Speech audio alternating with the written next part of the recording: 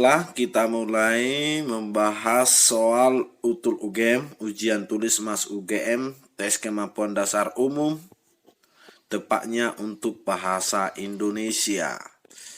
Untuk bahasa Indonesia. Kita hanya bahas 4 soal saja supaya video ini tidak berkepanjangan. Kita cicil 4 demi 4 supaya singkat-singkat. Kita bahas nomor 21 dan nomor 24. Nomor 21. Pemakaian huruf kapital yang salah terdapat dalam kalimat. Huruf kapital yang salah. Kalimat 1, 2, 3, 4, 5. Kita periksa satu persatu. Kalimat 1. Hindu. Apakah Hindu huruf kapital? Nama agama itu huruf kapital. Nama agamanya saja, penulisan agamanya kecil. Agama Islam A besar, A kecil, I besar. Jadi penulisan Hindu di sini huruf kapital. Bagaimana dengan penulisan kata Jawa? Jawa huruf kapital karena itu mengacu kepada sebuah nama tempat atau bisa juga mengacu kepada nama suku. Sebab nama suku, bahasa, bangsa juga harus huruf kapital. Suku Jawa, suku Batak, tapi hanya namanya yang kapital. Penulisan sukunya kecil. Suku Jawa misalnya S-nya kecil, Jawa kapital. Suku Cadang gimana? Cadang bukan dalam pengertian subetnik, makanya dia kecil. Terus tanah Jawa. Nama letak geografis huruf kapital seperti tersaji nanti di dalam layar selanjutnya, layar di samping. Pulau Jawa P besar, tanah Jawa tidak, karena itu tidak mengacu kepada letak geografis. Misalnya kalau kita bikin udara Jawa, apakahnya U kapital? Itu tidak mengacu kepada letak geografis. Bagaimana dengan Candi Prambanan? Itu huruf kapital karena itu adalah nama sebuah, kita sebutkanlah itu sebagai gedung. Nama gedung apabila lengkap, nama tempat atau nama apapun apabila lengkap itu harus huruf kapital. Misalnya Tanah Abang itu nama sebuah tempat. Misalnya lagi Grand Permata Residence itu nama sebuah perumahan, itu huruf kapital. Bandara Soekarno-Hatta BSH. Jadi Candi Prambanan juga harus huruf kapital. Kalimat 1 benar. Kalimat 2 Candi Prambanan sudah saya jelaskan tadi. Hindu juga sudah saya jelaskan. Mataram kuno ini nama sebuah kerajaan. Ibaratnya kerajaan itu adalah negara-negara kuno. Negara modern seperti sekarang ini Indonesia, Cina dan sebagainya. Itu nama negara huruf kapital. Nama kerajaan juga harus huruf kapital. Oke. Nomor 3. Hindu tadi sudah. 1, 2, 3 belum ada yang salah. Nomor 4. Mataram Hindu itu nama kerajaan. Tapi peradabannya tidak. Peradaban tidak ada nama kerajaan peradaban Mataram Hindu, kira-kira begitu. Peradaban Indonesia, P-nya kecil. Indonesianya besar, jadi P-nya harus kecil. Candi Gebang itu sudah nama tempat tadi ya. Kalimat 4 salah ya. Kalimat 5 kita lihat lagi. Dusun Gebang ini semua nama tempat. Setiap nama tempat itu harus huruf kapital. Sumatera Utara itu huruf kapital. Kota Medan KM huruf kapital. Setiap nama tempat bahkan dari jalan yang terkecil.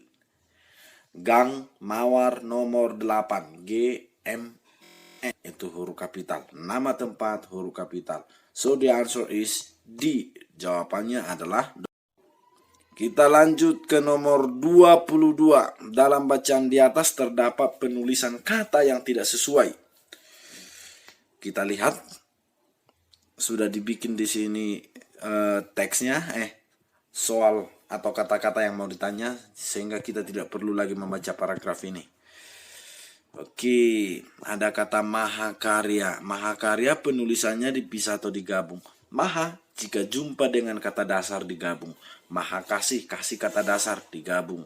Maha pengasih, pengasih bukan kata dasar, maka ditulis terpisah. Dianggap, dianggap.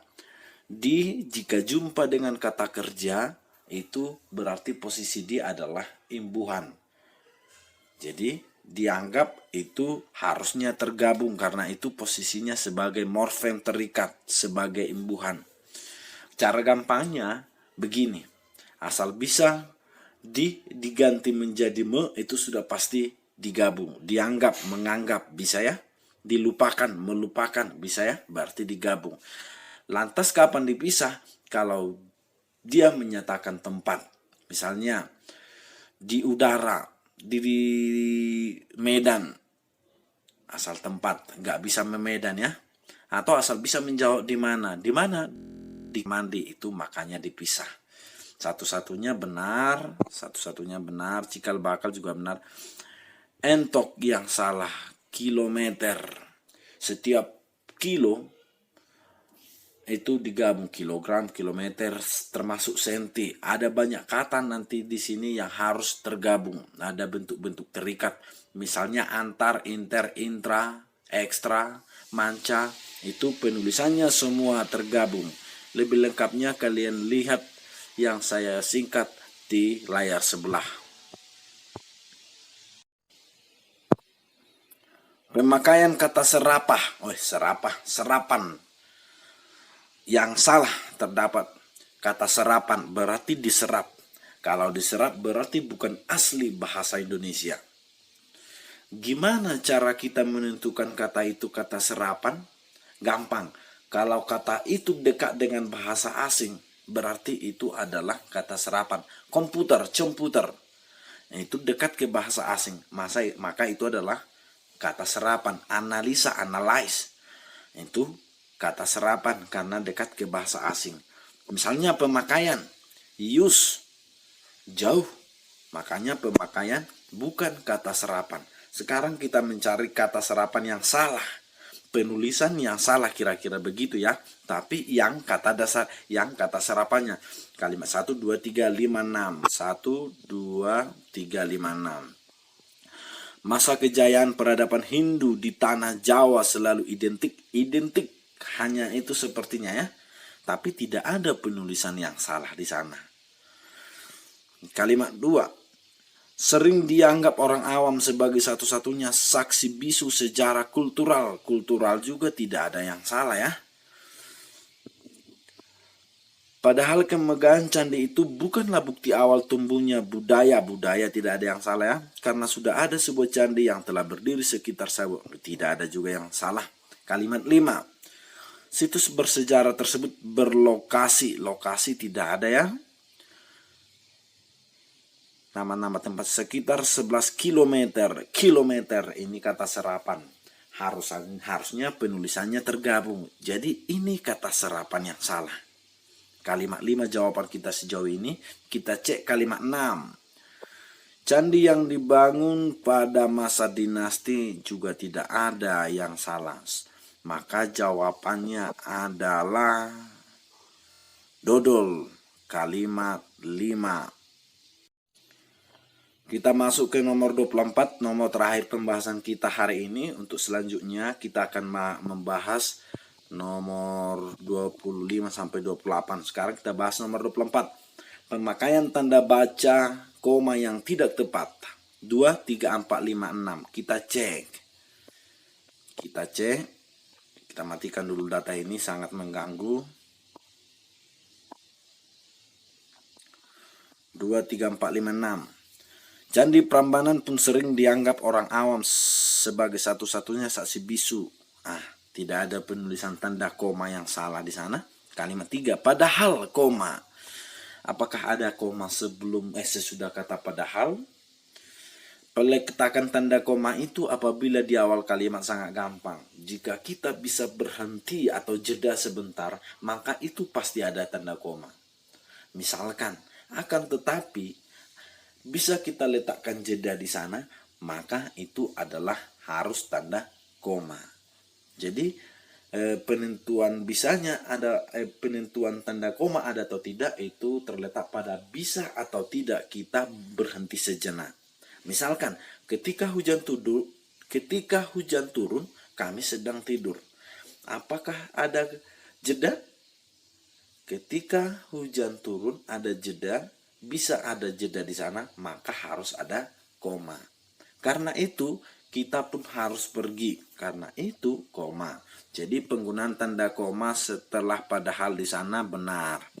Nomor 4, arsitektur bangunan cikal bakal bernama tidak ada yang salah di sana. Kalimat 5, situs bersejarah tersebut berlokasi di Dusun Gebang, setiap nama tempat lagi itu harus harus dipisahkan dengan tanda koma. Misalkan Polung, Humbang Hasundutan, Sumatera Utara.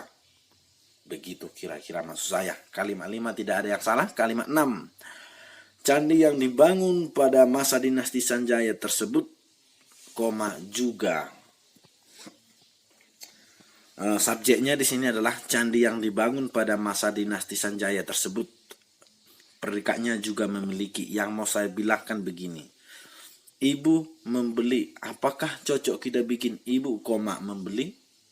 Tidak cocok. Berarti antara subjek dan predikat sejatinya tidak bisa dipisahkan oleh tanda koma. Jadi tanda koma sebelum kata juga di sana, sebelum kata predikat di sana itu salah. Itu salah. Tapi kita kadang harus jeli. Jadi kalau misalnya candi, yang dibangun pada masa dinasti Sanjaya tersebut, itu benar. Itu bisa benar. Karena itu adalah masuknya keterangan tambahan. Bukti kalau itu keterangan tambahan gampang. Kalau ada 2 koma nanti, coba hapuskan kalimat di dalam koma itu. Misalkan candi, yang dibangun pada masa dinasti Sanjaya tersebut, ada 2 koma sekarang kita bikin ibaratkan di sini. Kita hapuskan dari yang sampai tersebut. Apakah nyambung kalimatnya? Kita baca. Candi juga memiliki dinding polos tanpa relief. Nyambung?